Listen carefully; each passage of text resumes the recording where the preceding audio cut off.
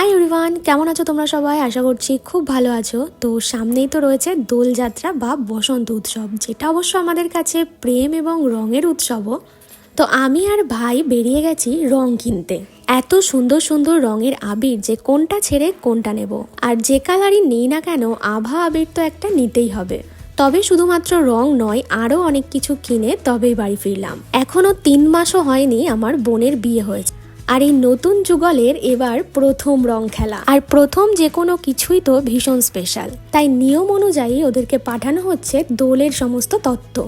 রাধার জন্য শাড়ি আর কৃষ্ণের জন্য পাঞ্জাবি। তবে এই কৃষ্ণের সাজ কি কমপ্লিট হয় এই বাঁশি আর ময়ূরের পালক ছাড়া? সঙ্গে অবশ্যই রয়েছে বিভিন্ন রঙের আবির, তাই সুন্দর করে সমস্ত কিছু সাজিয়ে দিচ্ছি। আর রয়েছে সেই দুষ্প্রাপ্য জিনিস যেটা বহু কষ্টে খুঁজে পেয়েছি, পেতলের পিচকিরি। প্রায় 3-4টে দোকান ঘোরার পর তবে একে পাওয়া গেছে। বালতিতে রং গুলিয়ে পিচকিরি দিয়ে রাধাকৃষ্ণের রং খেলা, তাই তো এখানে রয়েছে পেতলের বালতিও।